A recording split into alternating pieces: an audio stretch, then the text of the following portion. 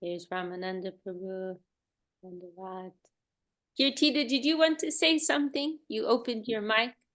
Yes, I just wanted to talk a little about self-realization.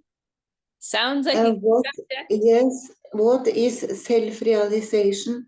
I just realize my negative things I've done in my life. Is it more? Can you talk about self-realization, please? Yeah, it's actually a very nice subject. I mean, of course it's a nice subject, but there are different layers of meaning, right? Because on one level,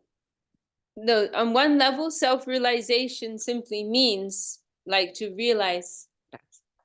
On one level, realization means simply to understand our nature as soul, right? So it's actually a really nice question because it's one of those questions that you might think has an obvious answer, but actually there are different ways of answering. There are different levels, right? Welcome, Kangalila, Krishna Mohini's tuning in, Dana, Dandavat. Dandos Vishakha Devi Dandos. Dandavat Ramananda Prabhu, Dandavat Krishna Mohini, Dana. So we've had a really nice question today. What is self-realization? So obviously to realize the true self, right? To understand our true nature. And so many schools of thought who go into this, they will speak only up to the point of soul, right? They'll speak on the point that we are actually Atma, right? That we are not this body, we are not this ego, we are not a member of this mundane world or any concocted idea that's associated with this world. That's kind of like a generic understanding of what is self-realization. But now if you ask Srila Sridhar Maharaj, he will give a different answer. Right? If you ask Srila Govinda Maharaj, if you ask those in the line of the Gaudiya school, or that so Srila Maharaj in one place he discusses this very, very nicely, saying that actually self-determination can only be understood when we realize our connection, our relationship with the whole, right? But where do we fit in within the bigger picture of things? Until we know that, we haven't really achieved self-realization. You see, like one level, it's like you can sit in a room and you can like in like one practice in the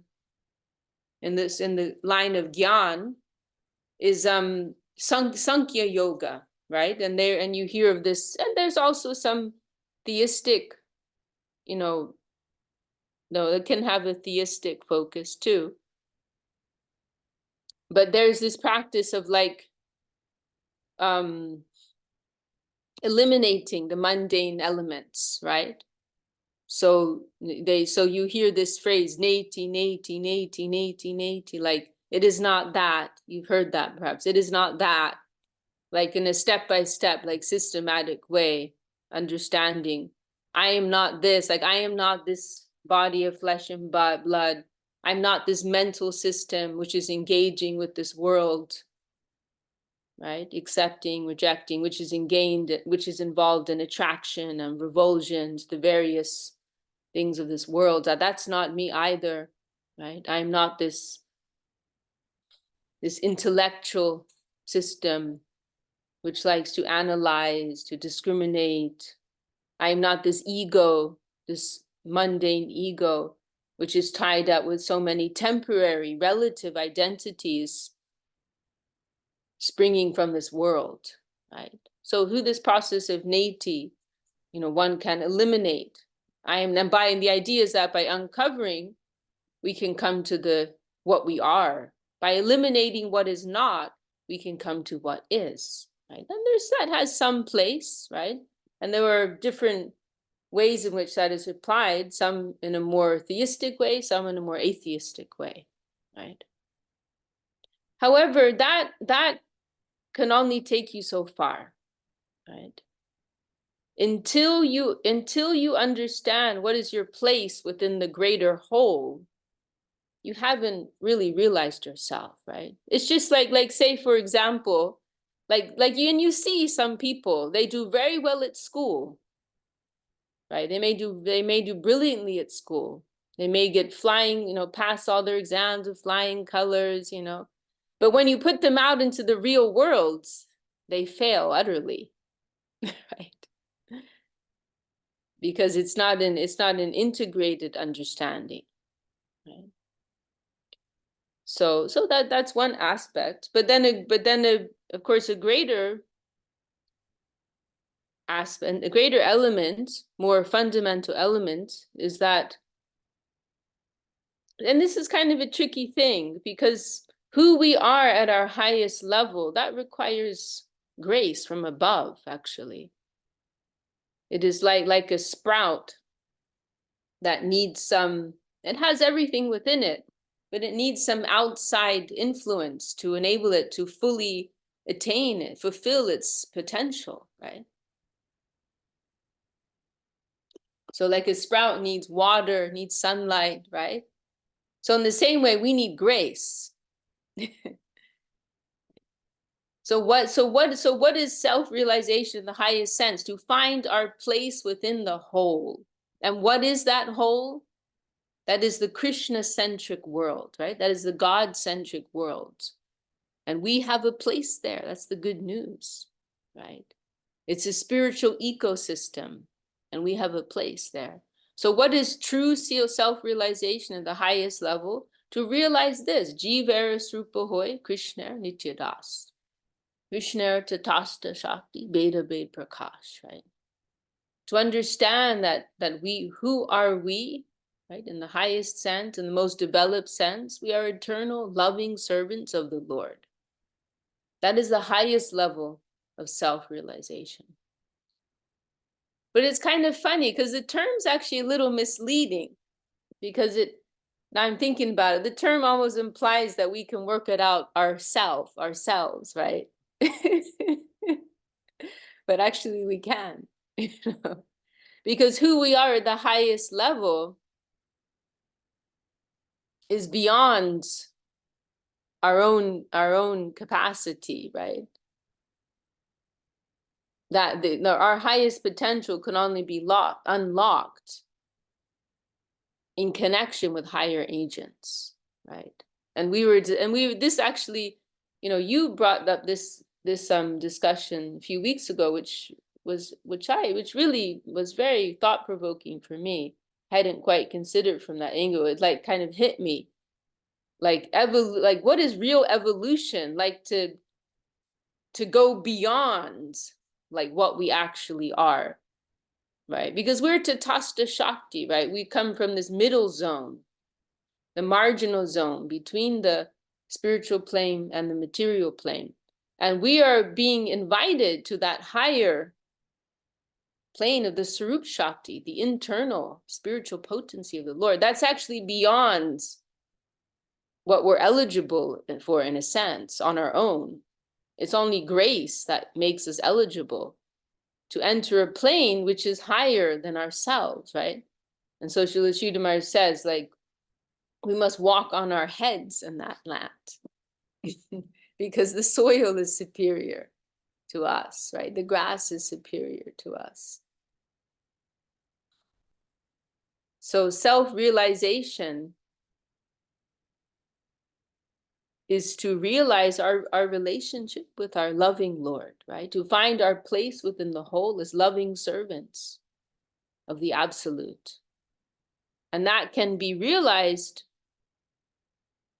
We cannot realize that ourselves, by ourselves, right? We need higher help. We need grace, right? To self-realize.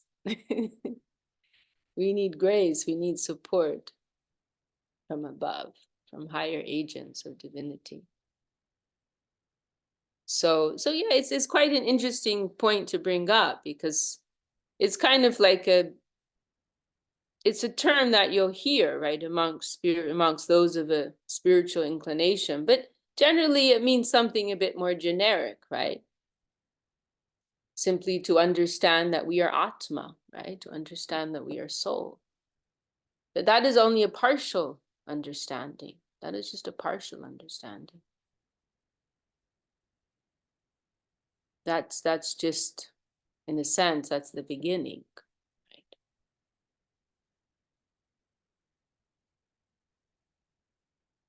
Does that answer your question, Kirtida?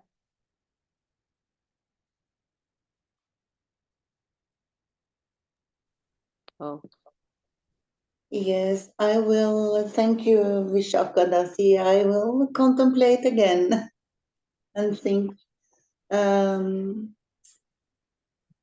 It's difficult, very difficult, I think, because I thought maybe I could do it myself, but I can't do it myself then.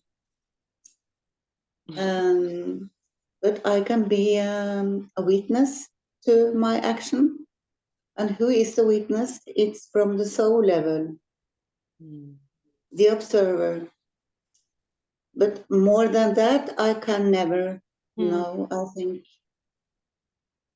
But you see, this is where everything gets really interesting. And you know why? Because this is where Sharanagati comes in. I mean, that it's actually very profound what you're expressing right now, because that's like what you've described is the feeling of someone who's on a real search, right? And like that's a sincere search, right? And then you will come to that point where it's like, oh, I've hit a wall. Like actually, I can't go any further. This is as far as I can go. Right? Yes, it's like that. Yes.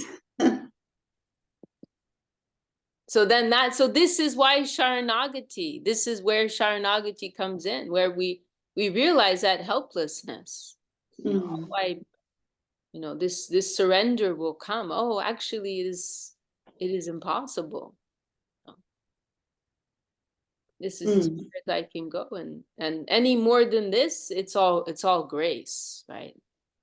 To go beyond this, that is grace. That I have to be I must be lifted up, right?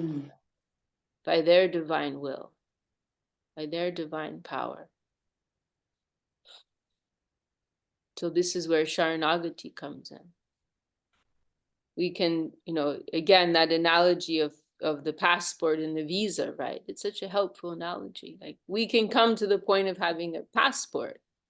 We've attained our spiritual, we've earned our spiritual passport. I've realized my identity as a spirit soul, as a conscious being. But I know there's more than that. I know there's a higher plane beyond that. But I need a visa. I need a spiritual visa for that.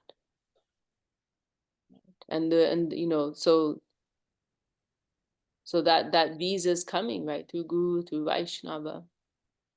And these temples, these communities, that we have, they're like embassies, right, which are granting those visas, right? This connection that we have with Guru and Vaishnava, that is the embassy, which can grant us that visa.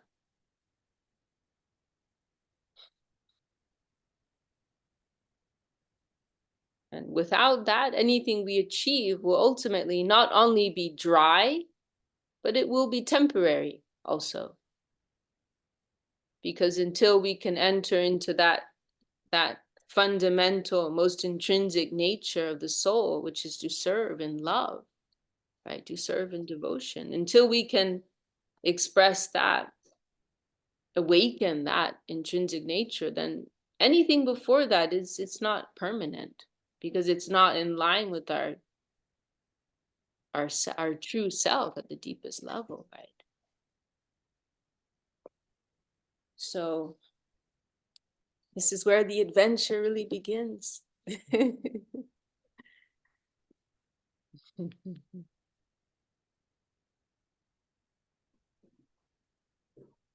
So where the lolium comes in, Vishakha Didi, like they say, lolium, Rishila Rupa Goswami say, lolium ekla mulyam. Mm. Yes, that is the hunger, right? Yeah.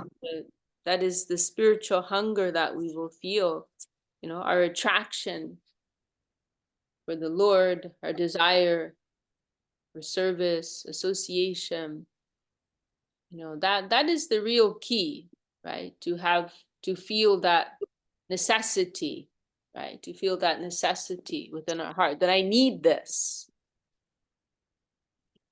Because this is all, what we haven't, it's not that we've been given a theoretical, some theoretical conception, but this is experiential, and it's reality, and it's extended to us as much as we actually need it, right? Everything's extended to us on a need to know basis. And so this is also, part, like our Gurudev mentioned, Shravanam is actually a big part of that. Like by hearing, and hearing from the proper source, right? Hearing in the proper channel, that can help to awaken this lolyam. There's one quote of our Gurudev's where he's saying that it's published in Divine Guidance, and he says we can do many auspicious services for the Lord, right? There are so many devotional practices that we can carry out, and he says, but that is not the cause of the real hankering that is required to gain entrance to Vrindavan. And he said, for that, that we must hear about the pastimes of the Lord, we must hear the glories of the devotees, and hearing that, some attraction, some taste will be transmitted to us, will awaken within us. Right? So to hear these topics, from those who have that lolyam, right, who have that hunger in a real way awakened, not just some idle curiosity or some mental game or whatever, some intellectual exploration, but some real spiritual taste, real spiritual hunger, right? To hear from those kinds of Vaishnavas. That will help to awaken that within us. And the thing is, we all have the seeds of that already, right? It's all like in an embryo form. It's within us, right? It's not that this is some foreign thing that's going to be implanted within us, or something outside of ourselves, that we're going to, imbibe. But it's already it's our own thing. It's already within us. It is most natural to us. But we do need some outside influence to help awaken that and nourish that. And also having that association with the Vaishnavas, it also naturally helps to nourish and inspire the serving spirit within us. The spirit of dedication within us. Welcome, Ash. Great you can join. She's saying she cannot. Sorry, they're saying that they can only join for a few minutes, but any time is nice. Very happy to have you with us. And also, we have a nice turnout today. I see Angel is with us, and Rukmini is with us, Chintamani is with us, Tungarasa, Arjuna, Ray, or Raga, Rupanuga, I think. Is it Rupanuga, Prabhu? I think Rupanuga. Are you still in Zambia? What's that song? Anyway, great to be here with all of you. I was just in Ireland for a few days, and we have a very inspired community in Limerick. Our Rupanuga, he's changed his name. Great to have you with us, Prabhu. Dandavat. Yeah, so in Limerick, actually, our subject was Sharanagati. This was the theme of the weekends. So we were talking about Sharanagati day and night, which was very nice.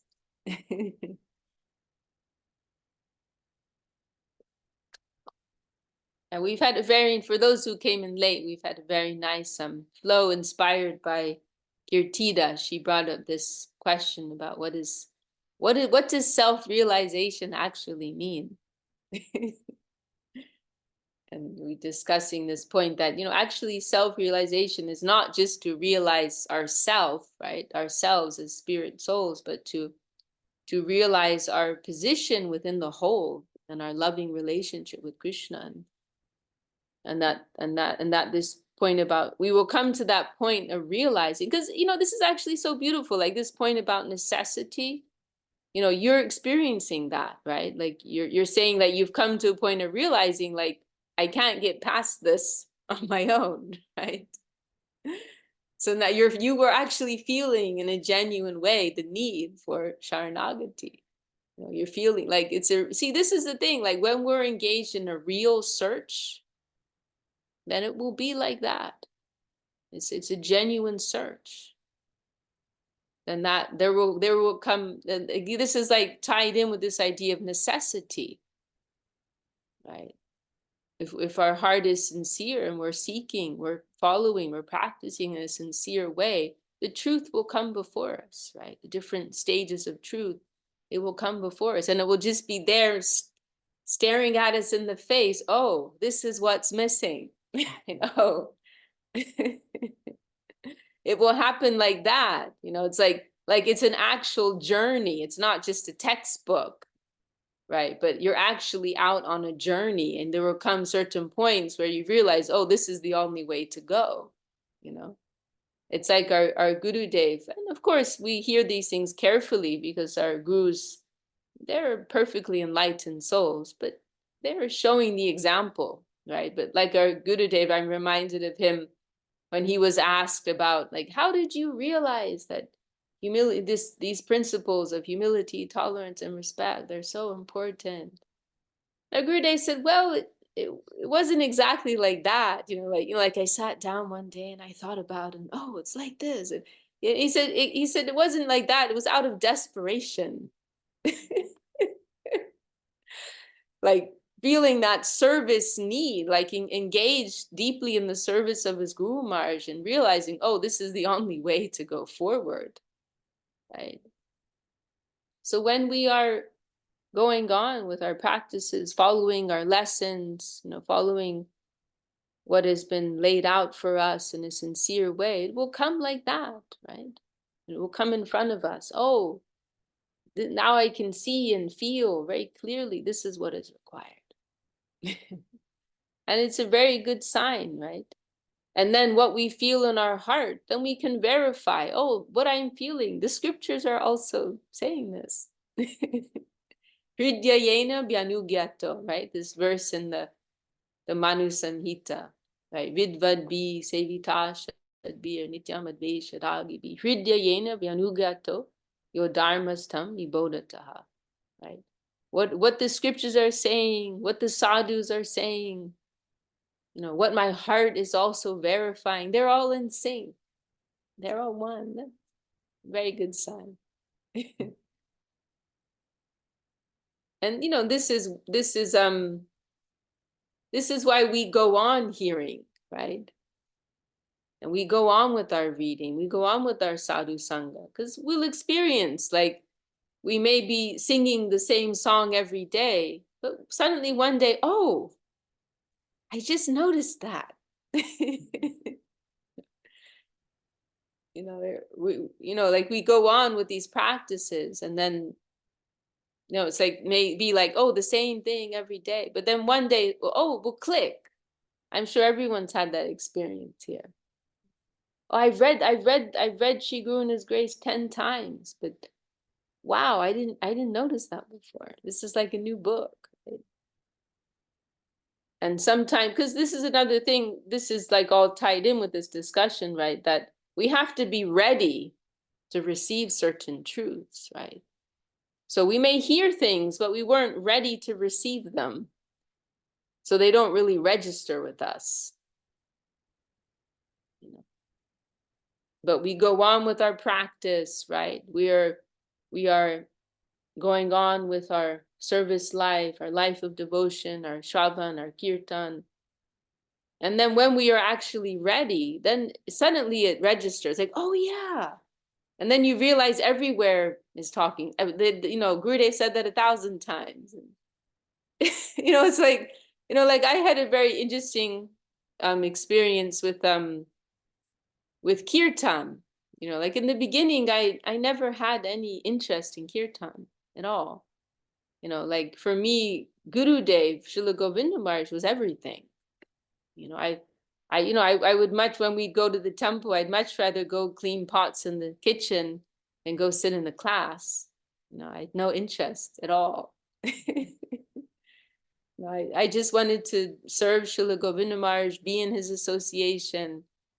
And you know, I ended up going and living in India, and it was the same. You know, I only started going to the classes because Bhakti Lalita asked me to be responsible for setting them up. So, so, you know, you have to go and like invite the speaker and set everything up and bring their water, make sure people come to the class. And, you know, so then I ended up just going to the class, you know. Okay, Ash, thank you for joining. Hope things are well at work. And yeah, and then of course I wanted to hear from our Gurudev, right? Hear his discourses, and just because his divine presence was so powerful and uplifting, attractive and charming. But then I remember it was actually after our Gurudev left the world, and you know, we were in Navadvip, and Acharya Maharaj used to hold these programs on his veranda, and he's, you know, Acharya Maharaj was so much into kirtan, right? And morning and evening he'd do like a full program on his veranda, and you know, and we had you know, we're all expected to go and sit there. And but gradually, and at first I didn't have so much attraction, but gradually started to get some attraction. Just from kind of being, in a sense, forced, right? To sit through all the kirtan. But then the enthusiasm that Acharya Maharaj had, it started to rub off on me. And now I love kirtan. I mean, I can sit and just do kirtan for hours. I love kirtan. But then it like hit me one day, it suddenly clicked, oh, Gurudev was always talking about kirtan. I didn't really notice, you know, when I'm sitting there with Srila Govinda Maharaj, and then it like kind of hit me later, like, oh, he was always talking about kirtan. He's always talking about Mahaprabhu's kirtan movement and the importance of kirtan. How many times Gurudev would tell the devotees to go sit in the kirtan also. You know, I was there many times. But it was a little hard because usually it would be like two old Indian brahmacharis who couldn't keep rhythm at all. So it wasn't always such a pleasant experience. I did try a few times. It would depend on who was around, you know. But anyway, it was like this huge revelation for me. And then going back and listening to so many talks of Srila Govinda Maharaj, and now I see he's talking about kirtan all the time. And practically every talk he's talking about kirtan, right? But in all those years of like sitting through his talks, it didn't really register with me. I wasn't ready for that. I didn't feel that in my heart, right? You know, Mahaprabhu's whole movement is kirtan. The Kali Yuga Dharma is kirtan. Like it's all about kirtan, right? But I wasn't ready to receive that. So it's I mean, this is why we go on, right? And you know, one thing that we, you know, like a big part of our program is just patiently, persistently continuing. Just go like that chatak bird, right? Just waiting and waiting. I have enough faith to know this is the thing. Maybe I don't have enough faith to really feel the thing or understand the thing, but I know that this is the thing. So I'm going to keep doing it, right? Day by day. Fortunately, we have at least that much faith. And we're just like those chaktak birds, just waiting. The revelation will come. The feeling will come. But I'm not going anywhere else, right? This was something that came up a lot in our programs in Ireland these last few days. Like the value of just, Rupa Goswami describes this in his Upadeshamrita, the nectar of instruction. Right? This Daryat is mentioned. This patience, persistence, determination. It's a long road. It's a long road. So we go on. And every now and again we get some touch, right? That reassures us, that confirms, that affirms, yes. This higher experience is there. We know that there's always some higher, sweeter experience that is waiting for us in Krishna consciousness. We want to remember that always, right? Reality is like existing in so many layers. We're on some lower layer, right? Once that gets cleared, unpeeled, some higher layer will reveal to us. And we can even look back on our lives and see, oh yes, I've made some progress, something. If I think of myself 5 years ago, 10 years ago, 1 year ago, 1 month ago even, oh, that thing that attracted me, that interested me so much, that's gone. Right? Oh, how is it even? Srila Sridhar Maharaj mentions in one place, sometimes we may be confronted with things which previously we were attracted to or involved with. And then later on, we've made some progress and that may make us angry, right? Someone's coming before us with something, some bad habit or some bad tendency, some gossip, some critical mood or some material temptation or whatever it is. And previously we were involved with that, right? We may have old friends who they may try and bring us to that. Like we may feel angry. Oh, why? I'm not interested in that. And the friends may be surprised, like, what? You were doing this 1 year ago. Like, it's like, gotta keep up. Like, I'm a new person today. It's a new day. That was yesterday. So we can remember that, right? Day by day. There's some new higher reality. And this is why association is so important, right? Meeting with the Vaishnavas, hearing the talks of our gurus. We're so fortunate, thanks to this modern age, right? We can tune into this divine stream of such exalted Vaishnavas as Srila Govinda Maharaj and Srila Sridhar Maharaj. And what's their reality? Let's tune in. Like, what a privilege, right? Open the pages of Prapana Jivanamrita. What a privilege. What's the live stream, right? Going through the hearts of Rupa Goswami, Bhaktivinoda Thakur, like we're getting glimpse. That's what this is. Like we're getting peeks into the live stream and the hearts of these pure devotees, right? So we can square up. What's my reality? What's their reality? Right? It's all reality, but in levels.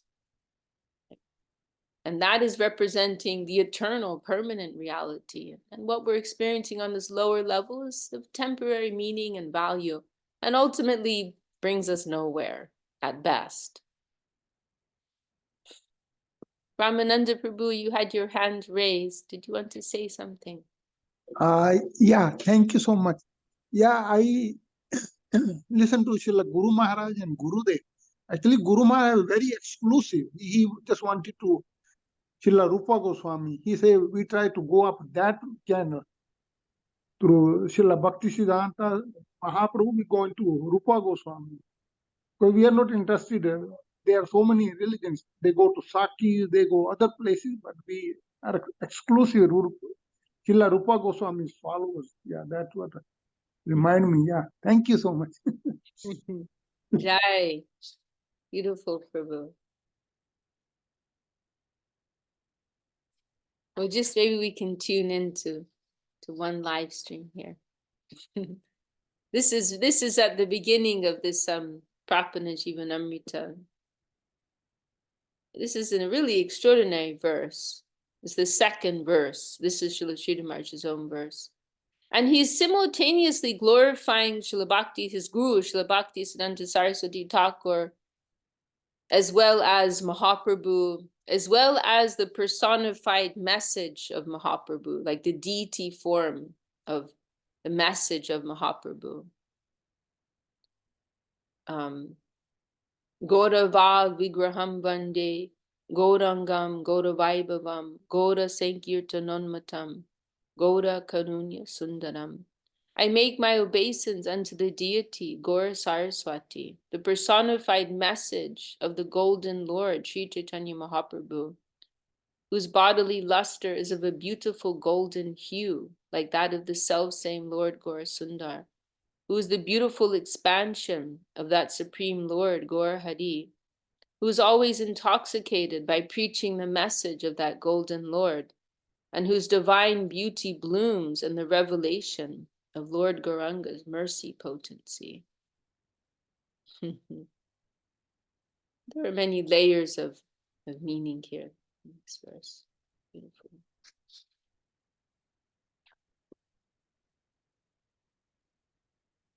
This is another very beautiful one.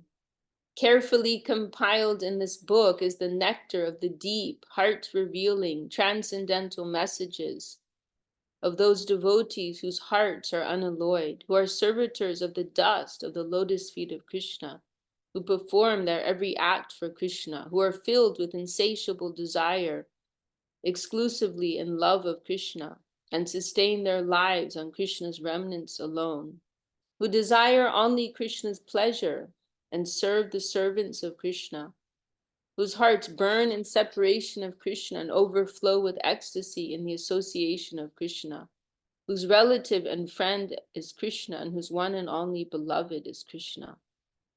Along with these expressions of the devotees are carefully collected the words of supreme nectar, springing directly from the lotus mouth of Lord Govinda, which vanquish the heartbreak of the devotees, which fulfill the devotees' hopes and earnest aspirations, which destroy all doubt and sever the knot of ignorance, which are dazzling with transcendental wisdom and astonish the heart by miraculous waves of divine rapture, which are the great panacea for the devotee's heart, afflicted with the piercing pains of separation, which are incited wholly for the devotee irrespective of his qualification or disqualification, so much so that the Lord is bound by his pledge to give himself to his devotee, and which openly proclaim with great ecstasy that his very nature is to be subjugated solely by the affection of his devotee, reassuring his devotees in all circumstances.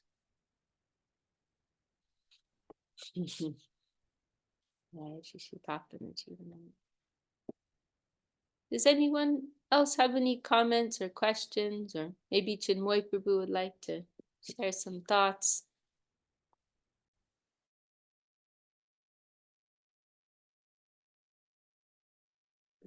I have a question. Yes, Angel. Yeah, it's a maybe a little bit of a personal question. I thought you might tell us about your namesake. I don't know where it comes from. I mean, I know where it comes from, but I don't know where it comes from, where it's found. My name, Vishakha, you mean? Yes, yes. Oh, I see. Okay, okay. Well, I've had a few names. Actually, my legal name is Usha. It's a Sanskrit name, Usha. But when I was born, my mother wrote to Srila Sridhar Maharaj and asked him for a name, and he wrote back with the name Damayanti. And Damayanti is the name of one of the associates of Mahaprabhu, a lady devotee in Gaur Leela. And there's also a princess, and there's some famous princess in India with that name too. But actually what happened is when our Gurudev gave me saffron, that was in 2009, then at that time he changed my name. So Srila Sridhar Maharaj, he gave me that name Damayanti. So I grew up with that name. And but then when our Guru, Srila Govinda Maharaj, my Guru, gave me saffron, then he changed. It was like a kind of like another initiation.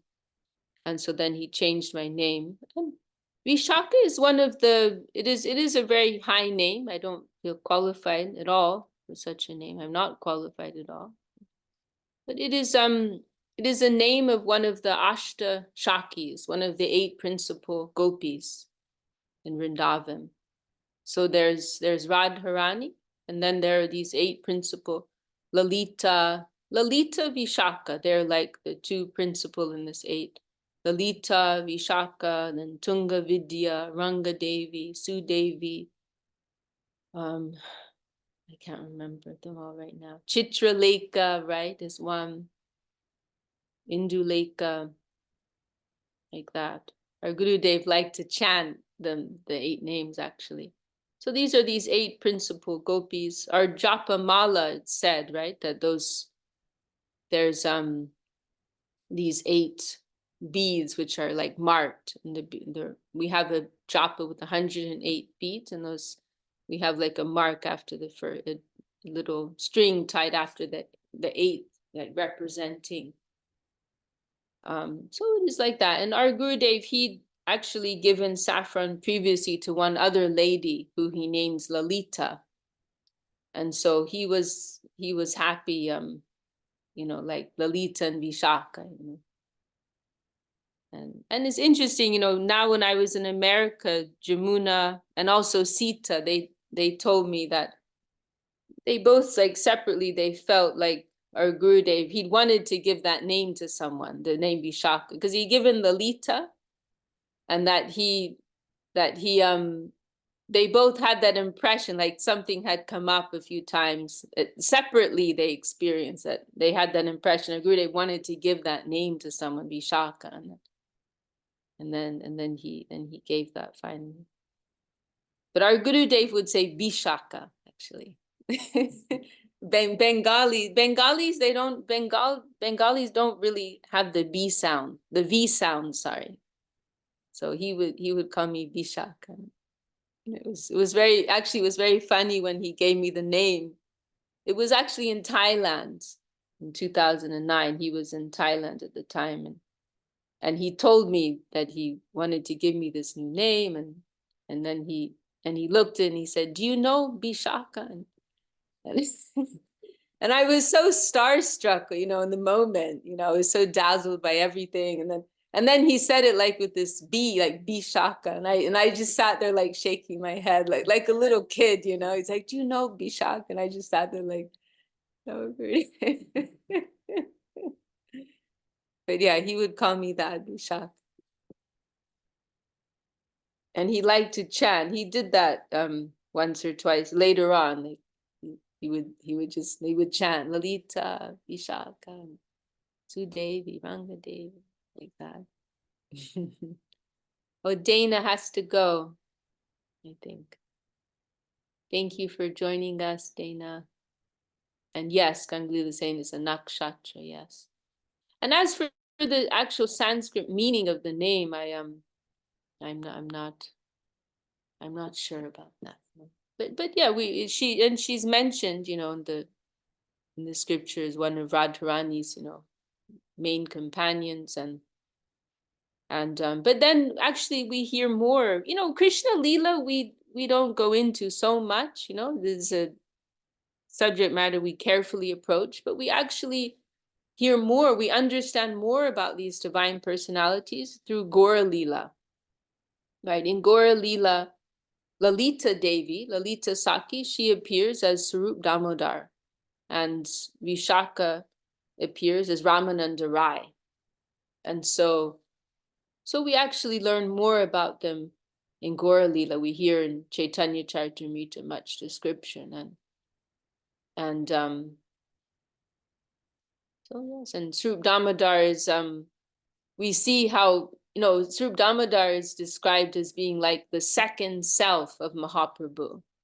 that who's Lalita Saki, and Sri Damodar knows the heart of Mahaprabhu even more than Mahaprabhu himself, and and Ramananda also has this role, like giving much support and strength to Mahaprabhu, particularly in Mahaprabhu's later pastimes. He's like withdrawing into this mood of Srimati Radharani, and he actually sends Nityananda Prabhu away.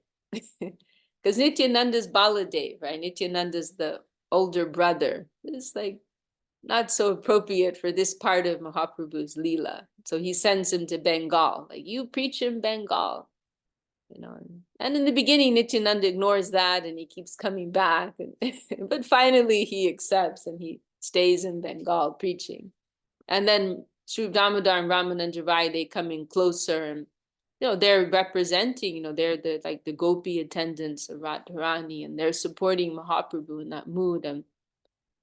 And particularly when Mahaprabhu's in some deep mood of ecstasy, then Sri Damodar, Ramananda Rai, they're chanting different verses from the scriptures, different songs, which are helping to enhance his mood or to subdue him, as appropriate, like that. So, yes. But Gurudev, I will also add, he particularly told me Vishakha Dasi. So I am aspiring to serve. So that's why I always sign my name Vishakha Dasi. Some people might think I'm trying to be like super humble or something, but that's what he told me, Vishakha Dasi. This is a beautiful name. Thank you for sharing it with me and giving me these leads that I might look into more about finding this beauty behind. Thank you. Oh, thank you for receiving so sweetly. We're very privileged just to be within the vicinity of such high things. I agree. We're aspiring to be the servitors of the dust of such great souls.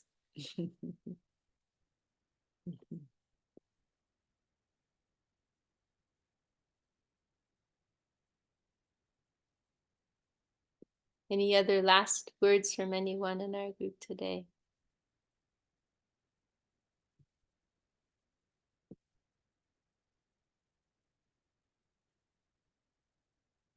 Oh, who's this joining us here? Priya Bhakta. Priya Bhakta Prabhu. That's not Priya Bhakta in Canada, is it? I'm not sure. Well, happy to have you with us, Prabhu. And I think that might be Axel with us too. Leela Maduri's with us also. Very nice, Leela Maduri. Great to see you. Dhanavad. Dhanavad. Pranams. Nice to see you. Nice to hear you.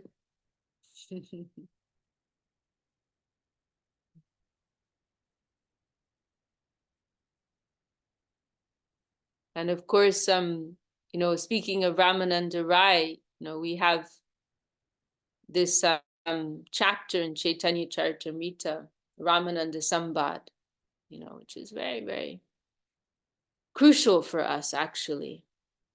Really, it's something for everyone aspiring to enter the school of Sri Chaitanya Saraswati Math to study, very close to the heart of Srila Sridhar Maharaj. It's describing the whole gradation, right? Theistic gradation, the ontology of different, in a very systematic and clear way, different levels of God consciousness are described, and ultimately bringing one to the conception of Shri Shri Radha Krishna and the culture of Sharanagati, surrender, right? And then different stages of surrender. Really, like, everything we're doing can be understood in terms of surrender. I've discussed this with some of our Australian devotees. Sue Devi actually mentioned it, and also my friend Isha Bandaprabhu, he likes to talk about it a lot. But we can think of what we're doing as the art of surrender, the art of Sharanagati. And deeper levels of Sharanagati yields deeper levels of realization. It's a correlative thing, right? The greater the depth of our surrender, the greater the depth of our experience of reality as it is, right? And so if we look in that conversation, the Ramananda Sambha, then you see it starts out where your level of surrender is, there's not so much surrender, actually. It's more that we are in the center. It's like the lowest, like the most basic level of God realization is we are in the center and God's on the circumference. And it's God relative to our existence. So that's a very low level of surrender, right? But the deeper our surrender grows and develops, it'll be switched around, right? Where God's in the center, Krishna's in the center, we're on the circumference, right? So from one perspective, you can see, you can look through this Ramananda Sambad and see that's the shift that's taking place, right? Like, oh yeah, God is this great being out there who's supplying everything, who's taking care of me, and I'm going about my duties in the world, and he's taking care. And we remember him from time to time. We make some offerings and we chant some mantras, right? And I'm being a good person in the world, right? But then that will develop more and more until it's all about Krishna, right? You know, and even the concept of giving something up for the sake of Krishna, that will become an irrelevant point, right? There's nothing to give up. It's all his in the first place, right? So in this way, the different stages will come as our surrender increases, right? And these different levels of reality will be revealed to us. And we have to remember too, there's so much sweetness too. There is some challenge, there's some pain, right? Involved in our development, but there's also every level of reality will unlock a new level of sweetness. So there's some struggle, some sacrifice along the way, but it is a sweet struggle. It is a sweet sacrifice. So this kind of brings us back to the beginning of our discussion, right? Different layer. We always want to remember stage by step. There's a higher experience above me. And in this conversation, this is very consistent with this Ramananda Sambad discussion also. Because at every point, you know, Ramananda's presenting a conception, and Mahaprabhu in the beginning, he's rejecting, Eho Baya Age Kahar. This is external, go deeper. Right? This is an external conception. Bring me to something deeper. Go further.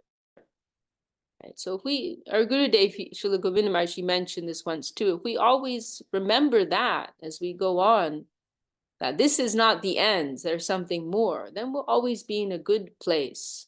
Right? Then we can't become egotistical, right?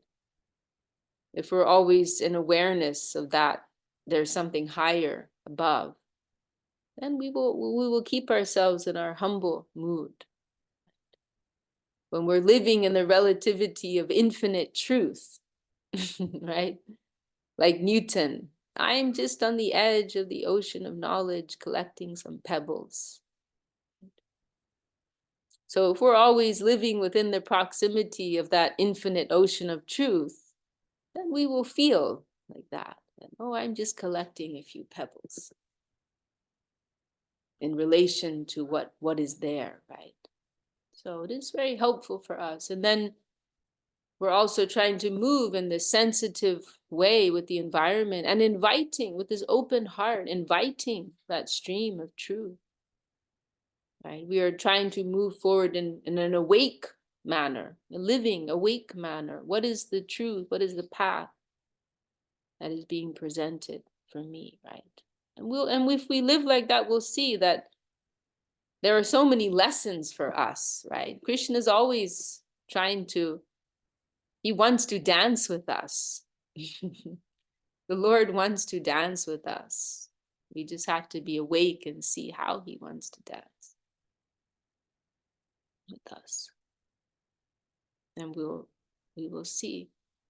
There's that beautiful quote of Srila Sridhar Maharaj, right? One whose inner eye is awakened will see signs of divinity everywhere. So we will see more and more how reality wants to dance with us, is trying to help us, is showing us a way forward. But we must be awake to that, conscious of that. It is, our Gurudev would say, right? It is, we want to live a living life, right? And he would say, it is not dead matter. This is not dead matter, but we are approaching something living. This was also something which came up in our meetings in Limerick, right? That it's something that Srila Sridhar Maharaj said, that if, he said, what is the proof that we are in connection with the real substance of Krishna consciousness? The proof of that is that it will always be fresh to us. We may sing the same psalm every day. We may, he mentioned, we may explain the Sarvadharmam Prityaja verse of Bhagavad Gita so many times, right? We may chant our japa every day, but it will always be fresh. That is the symptom that we are in connection with the real living current of Krishna consciousness.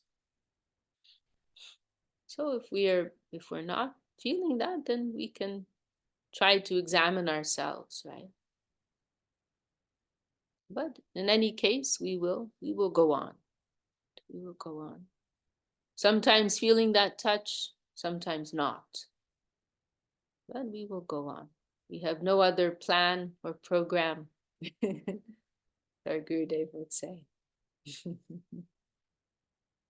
We know there's nothing else. There's nothing better.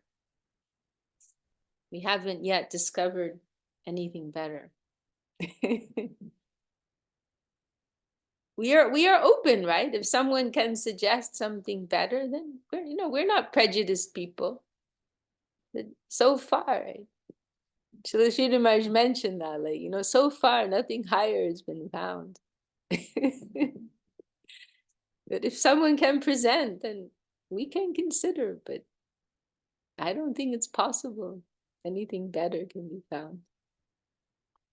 And then to Krishna Prabhu, he's this senior Hungarian devotee here. He helped with printing many of our books, but he mentioned how when he was younger, he was searching, as a young man, he's searching into different ideologies. But he said when he heard about the conception of Mahaprabhu, right, the combined form of Shri Shri Radha Krishna, he immediately knew, oh, there's nothing higher than this. Immediately, he's like, that's it, it's over. I don't need to look any further. Nothing's going to top this. Like, I found it, it's right here.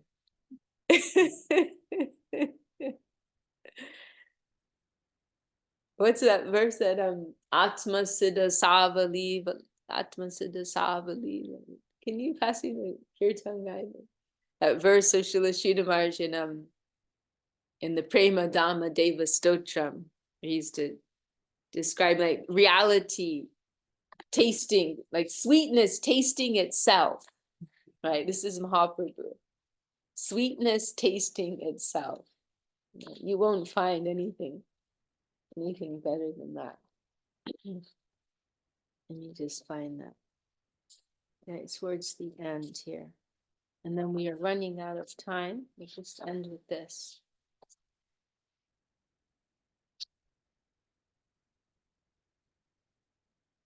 Coming right up here.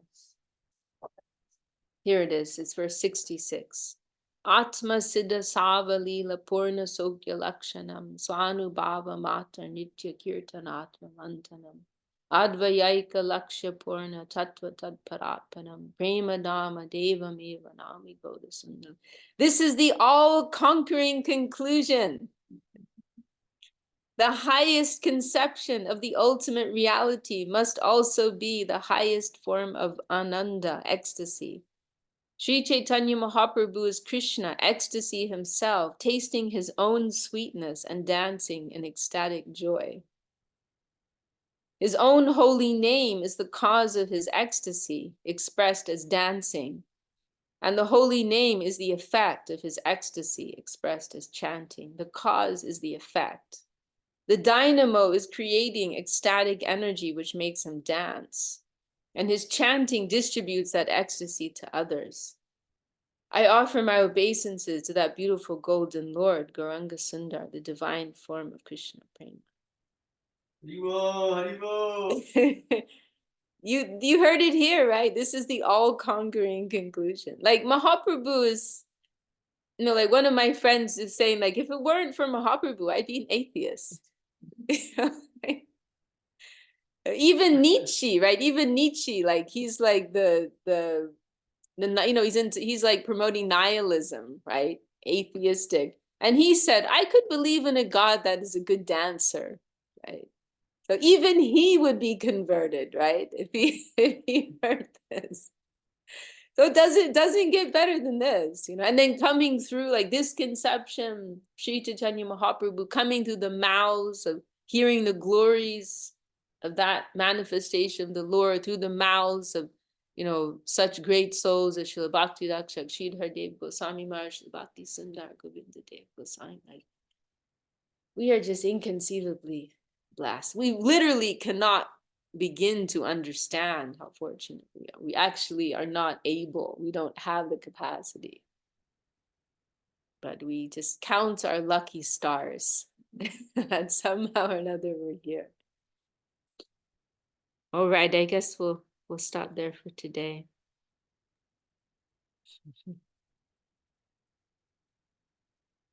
See, Arjuna. Thanks so much, Vishakha Didi. That was amazing. Yeah, you covered a lot today. Thank you so much. Should we end there, Chinmoy Prabhu? Yes, Arjun is looking for your blessings for the Bhagavad Gita, for reading the Bhagavad Gita. So if you could kindly pass on your blessings to him. Blessings for Bhagavad Gita. I'll pray to Gurudev to give his blessings. Mm-hmm. But that verse, the verse 66 is one of my favorite. I use that often because it gives us basically the scope of Krishna consciousness. What is the ultimate reality? Ananda, ecstasy. So nice. I think that's probably Srila Sridhar Maharaj's favorite verse too. Really? I have that impression because I've heard him quoted a few times, and my impression is that that's his favorite one. But I mean, who am I to say? Definitely one of his favorites. Yeah. Because he quotes this, like, when someone quotes their own verse, then they like it. It's good. I've seen him quote this a couple of times, at least 2 times I can think of now. So yeah, it's verse 66 for those who aren't familiar, the Prema Dhamma Deva Stotra. Yeah, incredible verse. Jai Srila Bhakti Sundar Govinda Deva Goswami Maharaj ki Jai. Srila Bhakti Sridhar Deva Goswami Maharaj ki Jai. All the assembled devotees, sincere seekers ki Jai. Shri Harinam Sankirtan ki Jai. Itai Gaur Premanand. Haribo. Jai Vishakha Devi Dasi ki Jai. Jai.